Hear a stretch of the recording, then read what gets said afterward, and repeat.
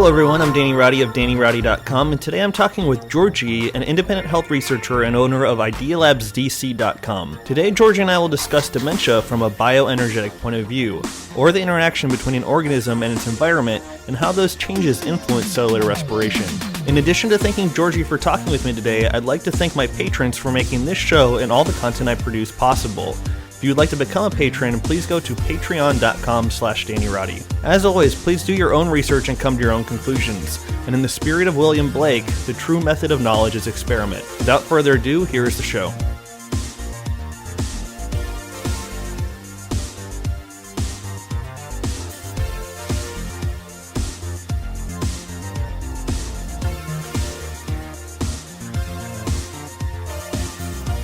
I mean, I've posted across such a wide array of diseases, like the studies and all the things that may improve or, deteriorate the condition, that if you go to the forum and search for my username and whatever disease it is that you're interested in, like lupus, for example, that's probably how you found it, right? That's exactly what I do. I put in Haydut, and then I put in like repeat forum, and then whatever I'm interested in, and that has been like a chronically a way to find extra information about whatever I was interested in. Yeah, I mean, I told, because I get so many emails of people saying, "Hey, look, I don't have time to read. Here are the things that bother me. What should I do? What should I eat?" Right? So I always politely respond the first time. I say, "Well, you go to this forum, right? Or if you don't want to use the search version, because it's not that good actually, you go to Google and type these things, right?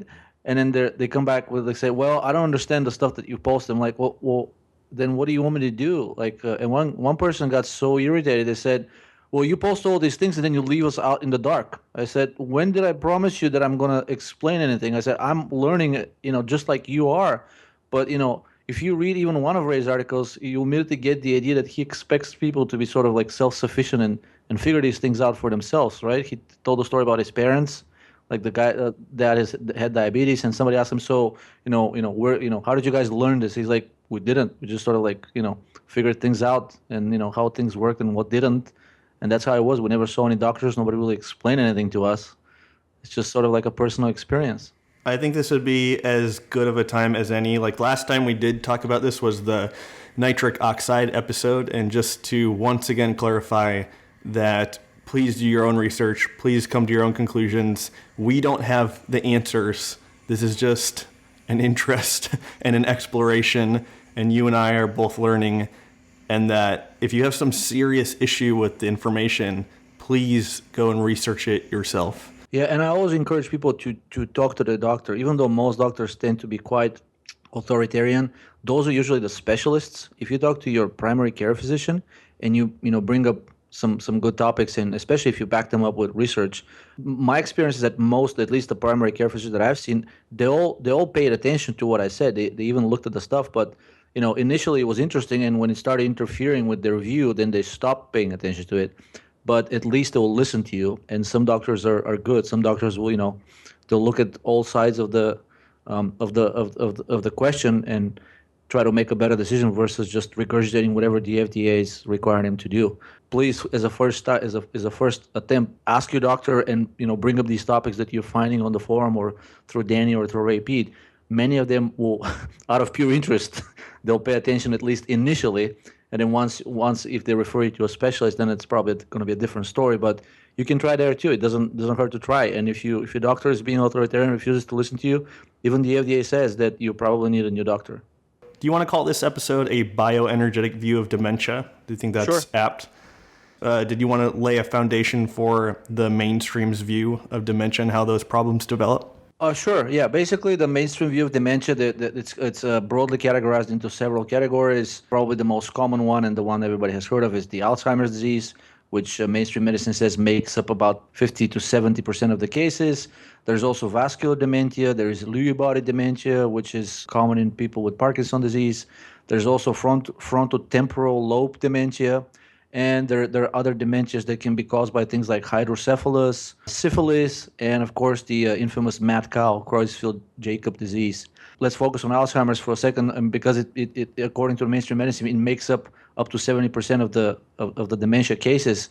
The mainstream view is that Alzheimer's, up to 70% of it is actually genetic. And if there are any environmental factors in it, they're probably peripheral.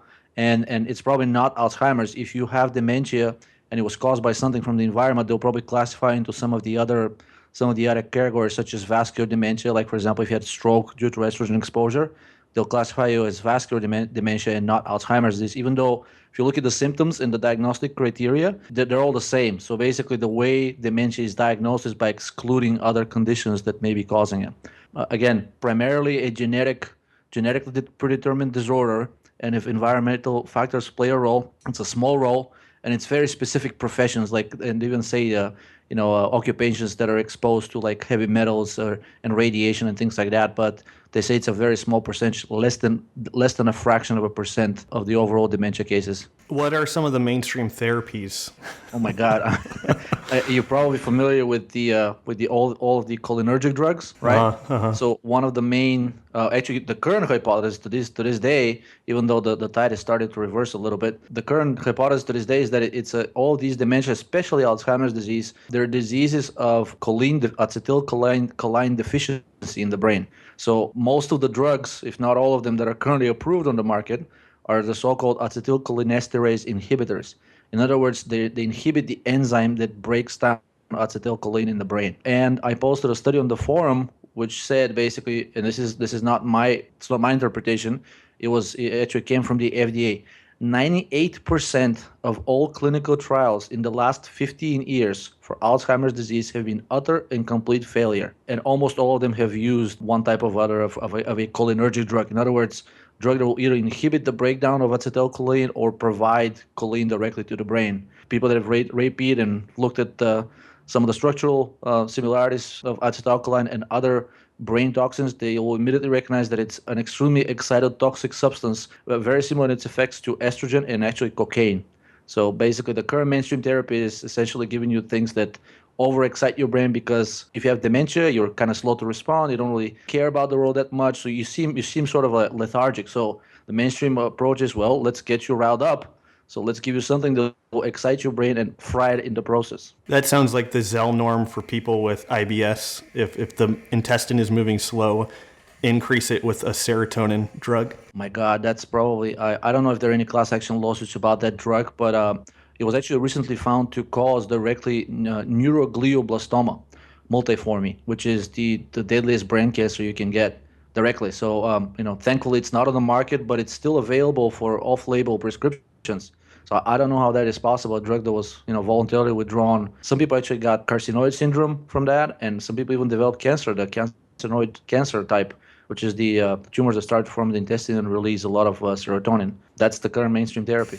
Before we get into the bioenergetic view, the alternative, low-carb, and paleo community like to call Alzheimer's diabetes type 3, and they like to blame it on sugar. Can you quickly talk about how that is a baseless claim? Well, actually, they're partially right. After 50 years of denial after 50 years of claiming that Alzheimer's is a genetic disease, there is a current proposal to reclassify it as diabetes type 3, or diabetes that is localized to the brain. They say it's because the brain cannot process sugar normally, and when you load it up with sugar, this gets the cells overexcited and they start to die, and it also contributes to the formation of the beta amyloid and tau proteins. I'm not aware of a single study that shows that the beta amyloid and the tau can be synthesized directly from sugar, or showing that process actually happening.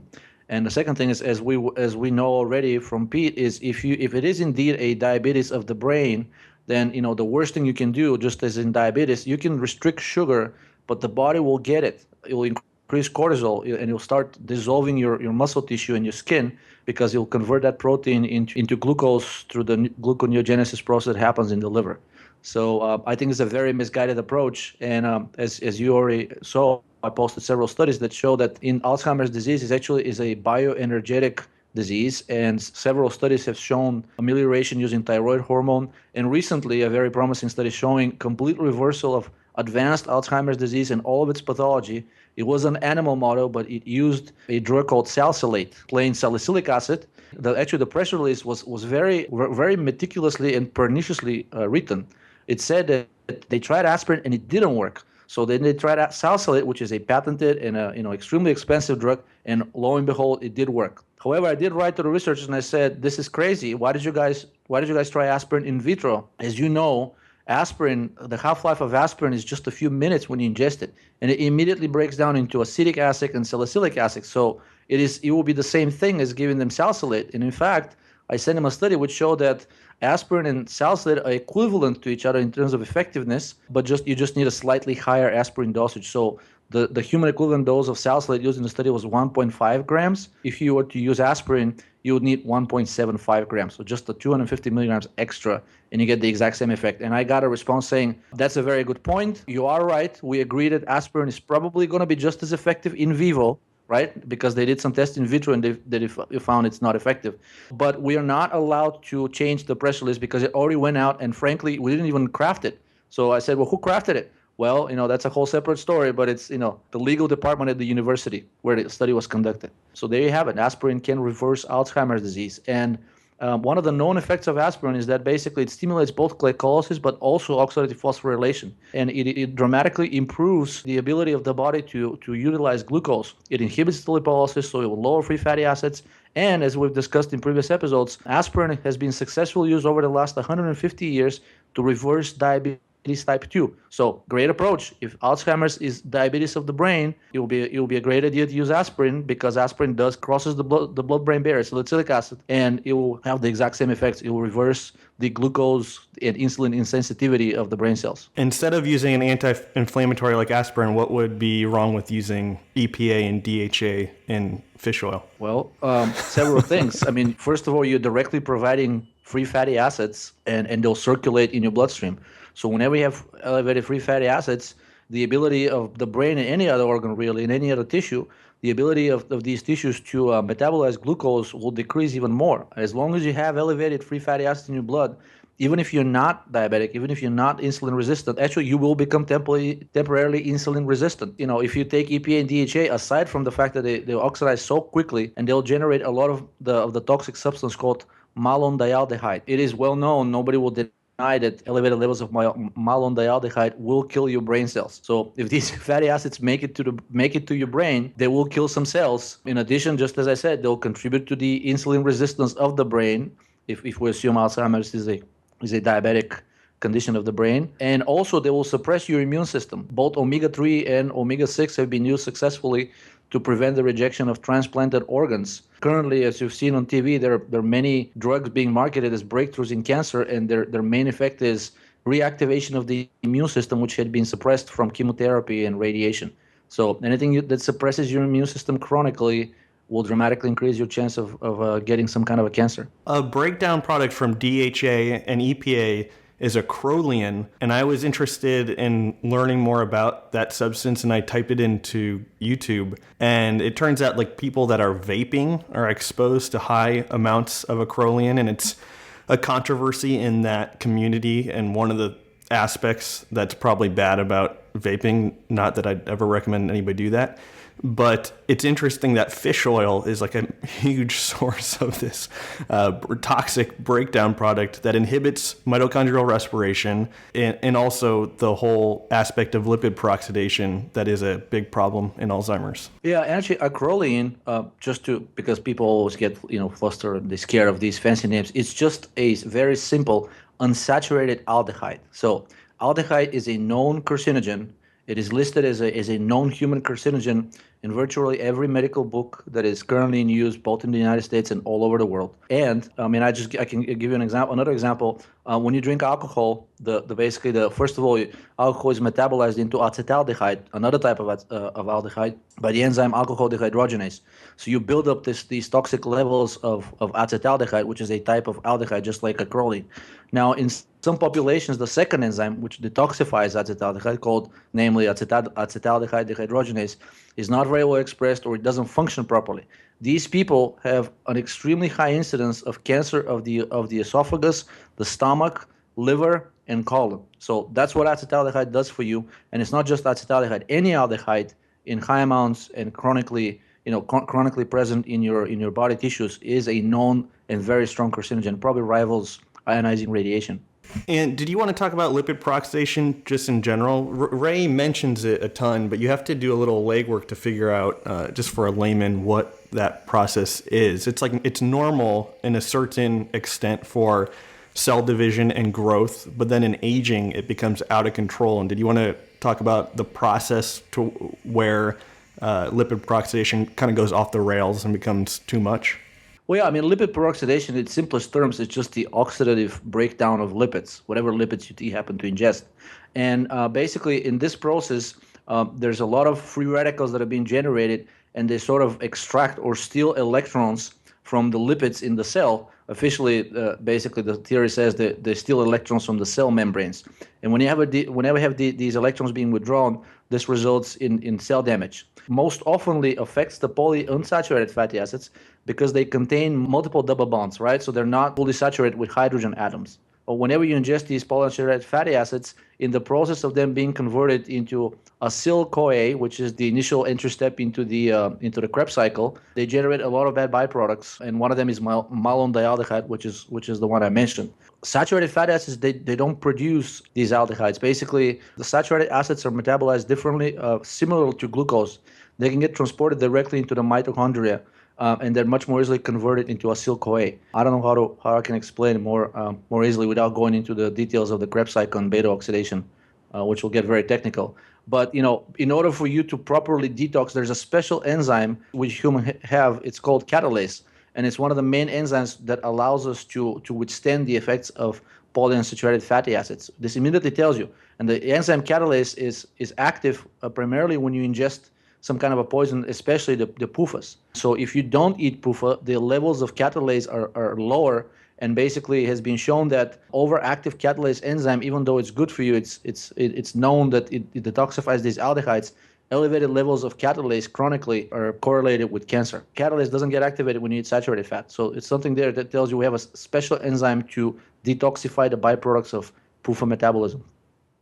When the energy level is lower, estrogen will rise and progesterone will decrease, and that will increase the functioning of the pituitary and the release of LH and FSH. Did you want to talk about that shift in energy and the lipolytic qualities of the pituitary hormones and how those contribute to dementia and Alzheimer's? First of all, we need to keep in mind that Alzheimer's is primarily a female disease. The incidence of Alzheimer's and many other dementias is actually several-fold higher in females than it is in males.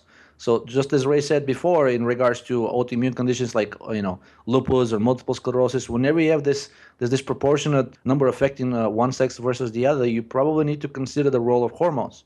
So whenever you're under some kind of stress, chronic stress, or actually acute stress is probably okay, because the body will, if it's healthy, will mobilize its resources, and you'll actually synthesize progesterone and DHEA to oppose the effects of stress, mainly through cortisol and adrenaline.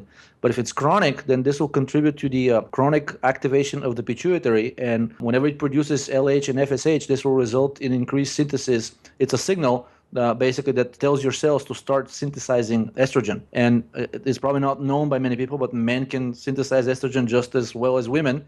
And by the time men are in their 50s, they actually have as much and even more estrogen than circulating and in tissues than women are. Whenever your pituitary is overactive, you'll end up overproducing estrogen, cortisol, and adrenaline. And the bad thing about estrogen is that it turns off the negative feedback mechanism between the production of cortisol and adrenaline and the pituitary signal. So desensitizes the adrenals to the hormone ACTH, which is the signal for them to produce the stress hormone. So whenever estrogen is high, they'll keep producing cortisol, and even though they'll see that ACTH is basically, they will not react to ACTH, and they'll continue producing this cortisol.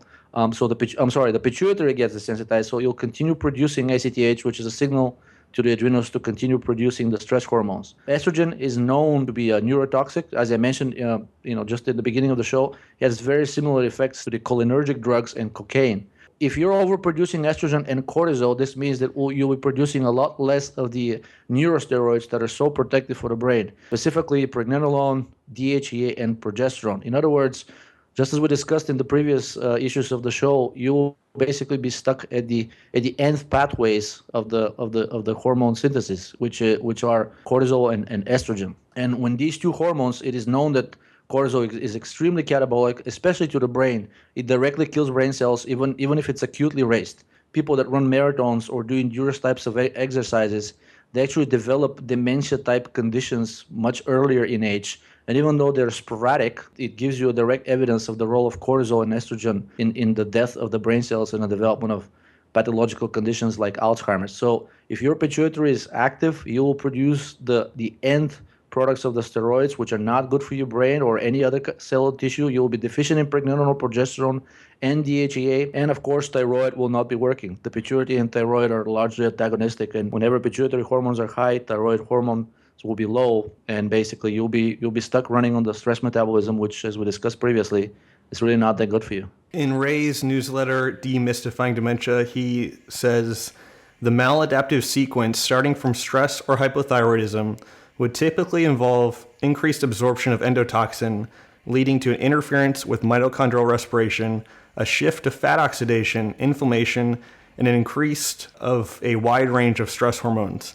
Did you want to talk about the connection between endotoxin and any kind of dementia? Yeah, so whenever you're exposed to any kind of stress, basically the permeability of the intestinal wall increases. And since we all have bacteria, unless you've killed the bacteria with antibiotics, and I think we've touched upon this before. Basically, it is controversially, very controversial, but it has been found to be very beneficial recently. So we're probably going to see more on that. I mean, maybe we can do even a special show on that. But whenever you're under kind of stress, basically blood withdraws from your GI tract and probably goes to the more vital organs, the heart and the brain, and you need those to function very well if you're under stress. But whenever blood withdraws, the intestinal wall permeability increases, and this endotoxin, which is typically kept in the colon, will get absorbed through the portal vein and it'll go back into the bloodstream. Because the endotoxin goes through the portal vein back to the liver actually first. Anytime you have an increase in endotoxin in the bloodstream, the first organ that suffers tremendously is the liver. However, endotoxin also triggers the production of serotonin and estrogen and cortisol, and it starts the entire cascade. And the bad thing is that endotoxin can also cross the blood-brain barrier, so it can directly contribute to the death of brain cells as well. Even very short, very acute so-called stress contributes to the entrance of endotoxin into your bloodstream unless you have sterilized your colon with antibiotics. And by the way, since many people are hypothyroid, bacteria is present not only in their colon, but also in their small intestines. So recently you may have seen on the news the advertisements for the so-called small intestinal bacterial overgrowth syndrome, SIBO. Typically, the small intestine is sterile, and the reason you want it to be sterile is because it's where most of the food gets absorbed and converted into energy. So whenever you have bacterial overgrowth there, and they always produce endotoxin when you feed them resistant starches, you'll get a lot more endotoxin in your blood compared to if you only had bacteria in your colon. And even, by the way, just as we mentioned earlier, you probably don't want bacteria even in your colon. Babies are born largely with sterile colons, and only later they get colonized, so to speak. I think the proper word is infected with the proper gut flora that the doctors decide is good for them. People are pretty fanatical about antibiotics. Maybe I would have felt the same way if I hadn't felt like I had benefited from it to an extreme degree. I had varying amounts of success with my milk allergy, just using things like thyroid and vitamin A and aspirin. But I couldn't drink like cold milk, and sometimes it would still give me stomach issues. And then taking penicillin a few years ago just eliminated any problem I had with milk. And at least for me, that was such a big deal that my eyes were kind of open to the benefits of antibiotics, when for a long time I thought that was just not possible. I think most people are afraid of the antibiotics because the popular press and FDA, unfortunately, have done a lot to popularize this idea of bacterial resistance, right? Of resistance of bacteria to antibiotics. And keep in mind that almost all of the studies that have been done on this are done in hospitals. They're almost always concerned basically two types of bacteria. One is the C. difficile, which resides in your colon and can cause chronic diarrhea, and actually some people can even die from it. And the other one is the MRSA, which is the penicillin-resistant bacteria. But keep in mind, these are almost always exclusively found in hospitals, and almost always the people that were infected with them and were treated with antibiotics and didn't do well, they almost always are immunocompromised due to their presence in the hospital. Many of them have had surgery, which is probably the biggest trauma you can get, anything short of big dose of ionizing radiation. And by the way, many of them, while sitting there and waiting for surgery, they're probably getting a dose of ionizing radiation as well. The whole idea of bacterial resistance to antibiotics, I believe, is very much overblown as far as the general population is concerned. If it wasn't, then we would have had mass epidemics with these two bacteria. And so far, knock on wood, we're not seeing such a thing. I'm not saying it's not an issue, but I think just as Ray discussed, I think the whole view of the immune system is attacking the pathogens, and these bacteria, they need the antibiotic to fight it. If your thyroid is working well, you will probably not get infected to start with. And then even if you do, again, with well working thyroid, probably any kind of antibiotic that it can actually kill that bacteria will probably be useful. I have not seen a study on a healthy person having an issue with bacterial resistance to antibiotics. It's almost always people that have been chronically sick or under some kind of a stress or undergoing some kind of a procedure that allowed them to get infected and compromise their immune system to start with. So for somebody who was older, who had dementia, what would be a starting place? Something simple like red light or aspirin, or what do you think? I think aspirin is probably the simplest thing that everybody has access to, and it has so far, even though they're mostly animal trials, so far has been actually found effective in Alzheimer's, Parkinson, vascular dementia, and the frontotemporal lobe dementia. Actually, even in motor neuron pathologies like ALS. So aspirin is extremely brain protective substance, and its effects are primarily metabolic. But just for the people that care about it, I'll let you know that aspirin actually turns out that it's a very strong antibiotic and an antiviral as well. Few people know this, but in the early 90s, there was a clinical trial with people with HIV, and they gave them aspirin, giving them 4 grams of aspirin per day for 2 weeks. Most of the people, basically, they could not find traces of the virus in their blood. They could not find the antibodies. However, their liver enzymes got elevated, and that was apparently a good enough reason to terminate the trial. But make no mistake, it was effective for HIV. In light of the fact that many people are concerned about antibiotics and resistance and chronic infections, aspirin is good for those as well. So I would start with aspirin.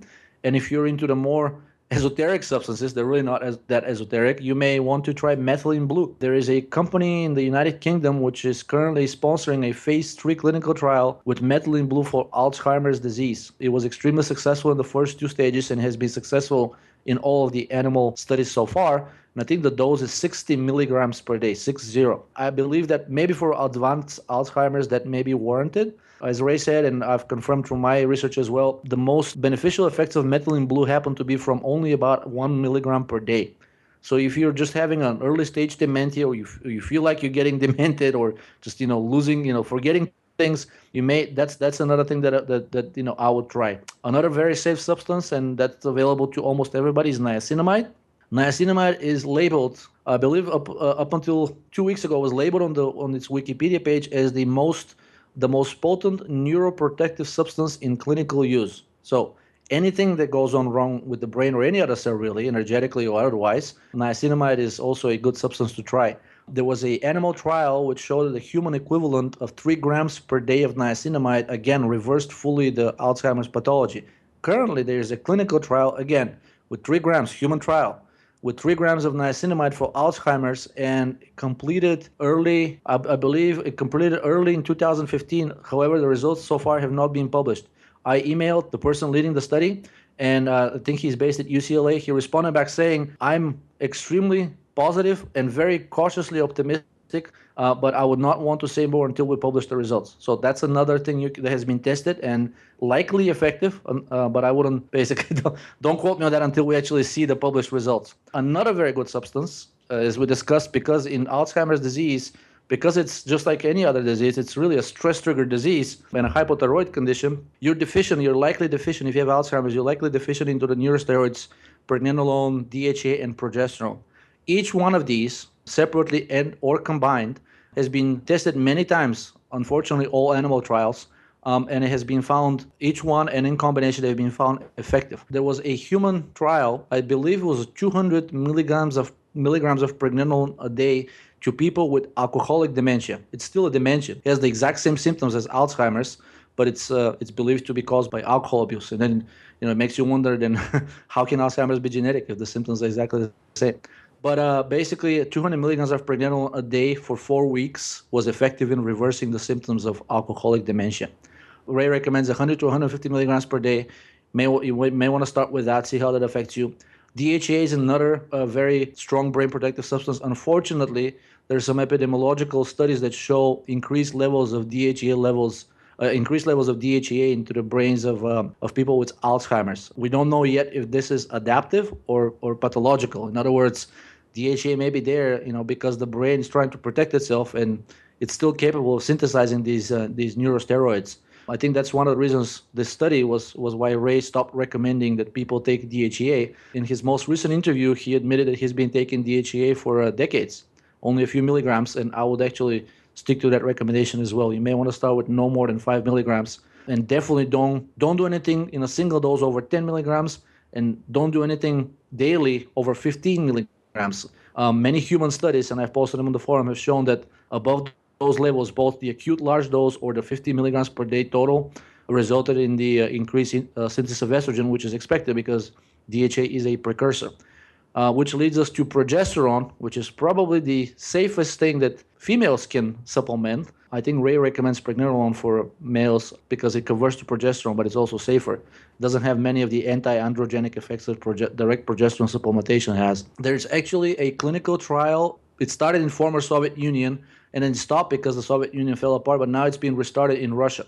And the dose is 200 milligrams of oral micronized progesterone per day for Alzheimer's disease specifically. And as far as I can see, that the first tests have been successful. They don't have the same stages as the United States. They don't have stage 1, 2, and 3. I think they have only 1 and 2. Basically, and if the stage 1 human trial combines both toxicity and effectiveness.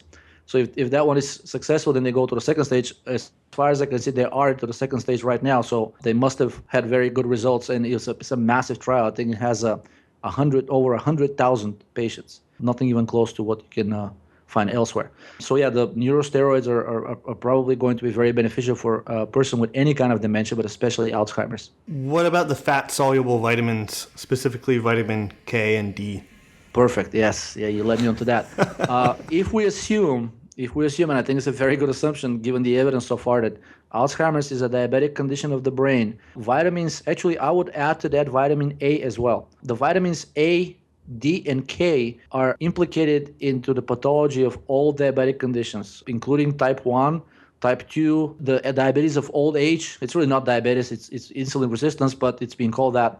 I think vitamin K, if I had to pick one of these vitamins, vitamin K is extremely important for the brain and for any other cell anywhere else in the body, because vitamin K is actually a quinone, and as such, it is one of the most potent substances to stimulate mitochondrial function.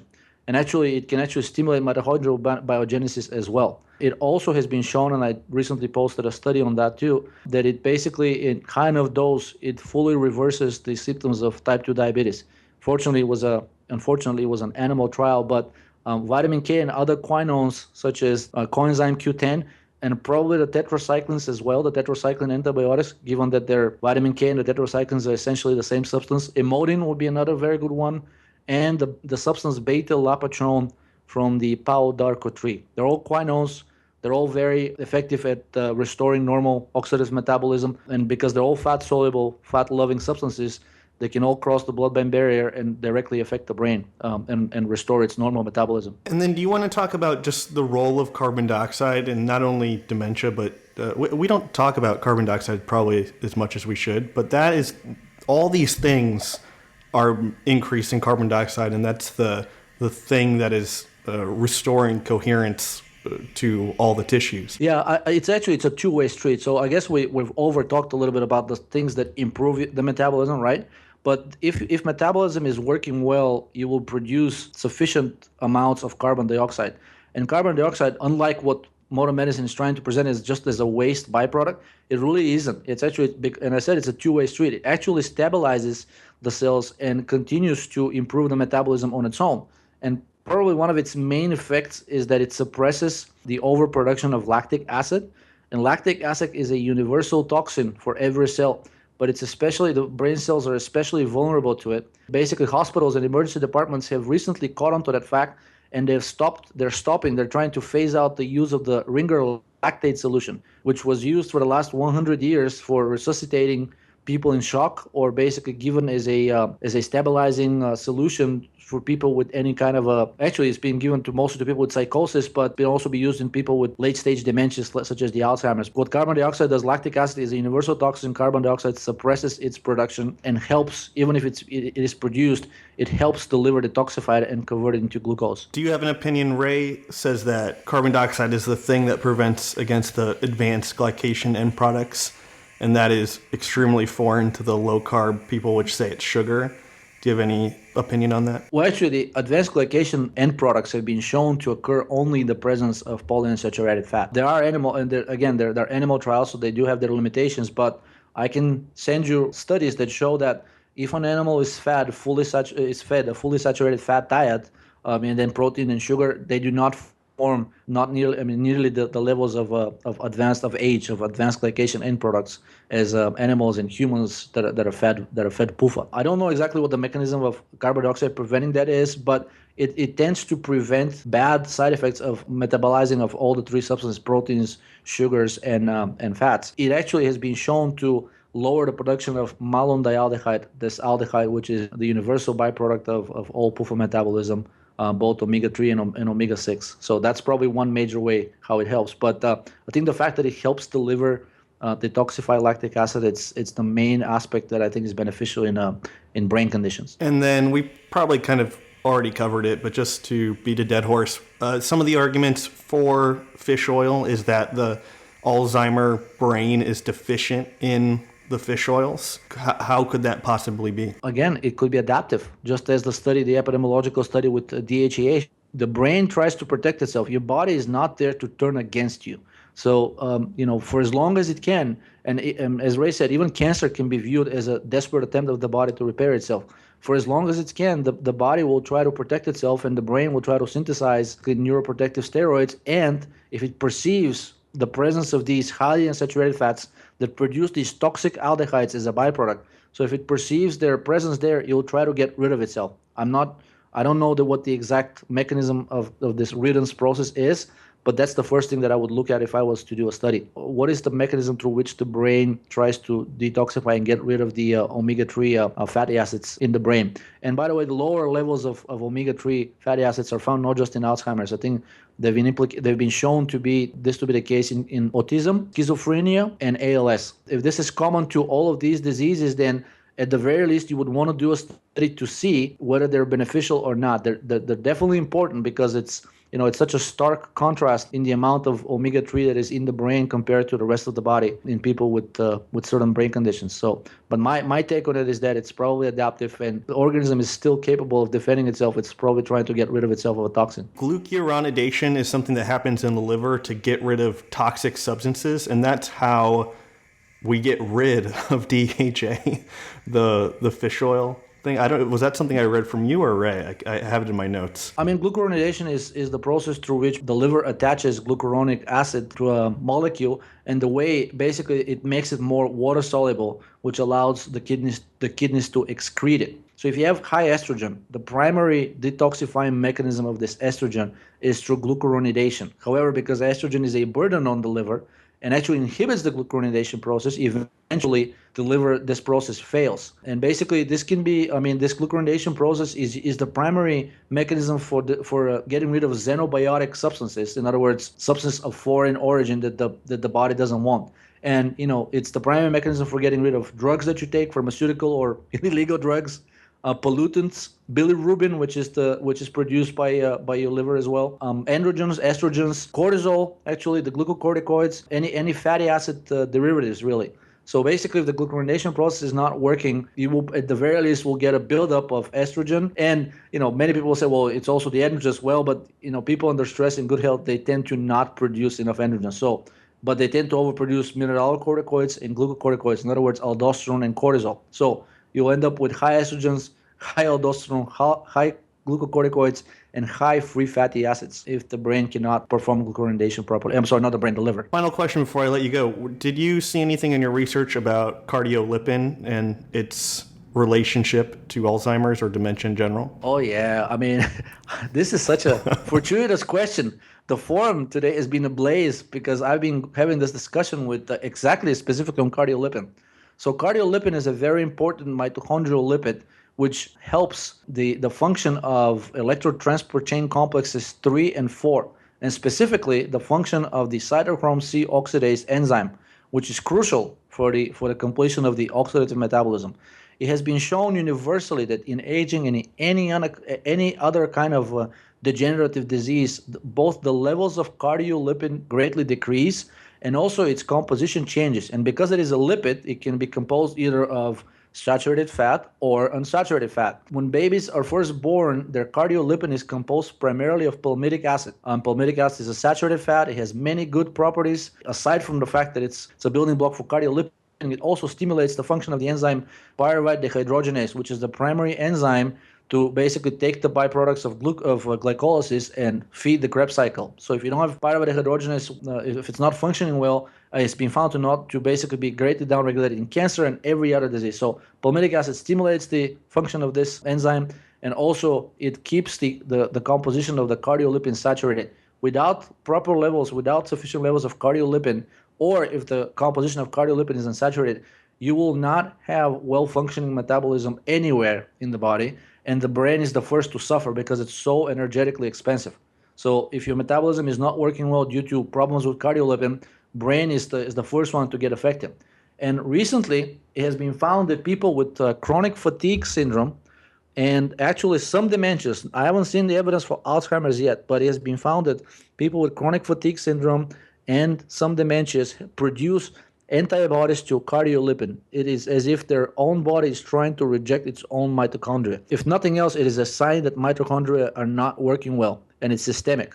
Some things that increase the levels of cardiolipin, and I just posted about this on the forum. There's a discussion going back and forth right now whether this is true or not, but Ray hinted to it. The substance phosphatidylcholine is something that helps increase the levels of cardiolipin, and the amino acid taurine is another such substance which increases the levels of cardiolipin. And so that's one of the steps. The second one is ensuring that cardiolipin has a proper composition. Feeding animals and people fully hydrogenated fats has resulted in the complete reconstitution of the saturated form of cardiolipin called dipalmitoyl in just 4 weeks. So eating fully saturated fat will basically resaturate your cardiolipin. If you don't have sufficient levels, potentially taking phosphatidylcholine or taurine should be able to restore it. And I just saw a study about 5 minutes before we got on the show that thyroid hormone, T3 specifically, greatly boosts the production of cardiolipin. That was it for me. Did we not cover something that you wanted to talk about? If you want, we may touch upon Parkinson's disease because it's another very, very common one. So unlike Alzheimer's disease, where basically the mainstream medicine says over 70% of it, up to 90%, is genetic, for Parkinson's disease, basically, unless it's secondary Parkinson's disease caused by something else, the main one from which more than 80% of the patients suffer is idiopathic. In other words, the cause for it is not known. However, just by the fact that there is a secondary Parkinson's disease, you immediately start thinking, well, if it's known that something is causing the secondary one, do we have evidence that it may be causing the primary one as well? Well, Parkinson's disease is a condition which is characterized by the gradual death of dopamine-generating cells in the substantia nigra, which is a region in the midbrain. And basically, early in the course of disease, the most common symptoms are movement-related, and it includes shaking, rigidity, slowness of movement, difficulty walking, and improper gait. Later on, in the more advanced cases of disease, like the one that Robin Williams, the comedian, had, he had a special type called Lewy body dementia combined with Parkinson's disease. Basically, you get thinking and behavioral problems and also suicidal ideations. And unfortunately, he actually acted upon those. The modern view of medicine is that this is an idiopathic disease and nobody knows what's causing it, but it is officially admittedly, it's non-genetic. Since it's characterized by chronically declining levels of dopamine, some of the drugs that are being used to treat it, the main one is L-DOPA, which is the precursor to dopamine. It's a derivative of tyrosine, the amino acid tyrosine, and also a dopamine agonist. However, these drugs, even though they slow the progression of the disease, they don't really cure it. Eventually, people with Parkinson's disease die from some kind of a complication related to that. And whenever the brain is not working well, especially in the advanced cases, people tend to die of systemic multi-organ failure. It's a very common side effect of brain dysfunction. Anybody with serious type of dementia is in danger of having that. It's usually lethal, unfortunately. However, it has been recently found, and this confirms again the role of metabolism in Parkinson's disease and really in all dementias, is that vitamin K2, specifically the menotetranone type, also known as MK4, fully reverses both the symptoms and the pathology of Parkinson's disease in both rats and monkeys. Now, I would like to see a human study as well, but there are also older studies showing that aspirin actually can do the same. And there was an editorial that came out in the journal JAMA, which said that there's more and more evidence that Parkinson is a disease of energetic etiology and probably cause as well. Some things that have been found in the past to be successful in reversing it include the dopaminergic drugs, but these tend to be effective only in the early course of the disease, and other things such as aspirin and the quinones. There was a human study of people with Parkinson's disease that gave them 2,400 milligrams of CoQ10, coenzyme Q10, 2.4 grams a day for several months. And the study, unfortunately, was stopped. And I emailed the author, and he said that the reason the study was stopped is that it did not achieve its primary objective. And the primary objective, first of all, I thought the study was too short, but the primary objective was full reversal of the movement aspect of Parkinson's disease, and they didn't achieve that, even though he said that there were improvements. So the one human trial that we have using a type of quinone, combined with the fact that we know that vitamin K2 reverses this disease in animals, and that vitamin K2 is also a quinone, strongly points to the fact that Parkinson's disease is a disease of bioenergetic cause. And recently, there has been a human trial in Italy, and this has also been discussed on the forum, using vitamin B1, thiamine. The trial is still ongoing, but from what I can see, 40% of the patients, basically after a few months on high-dose vitamin B1 therapy, acted like they didn't have the disease. How would vitamin B1, simple vitamin, affect the brain? Well, vitamin B1 is the main cofactor of the enzyme, the ubiquitous enzyme pyruvate dehydrogenase.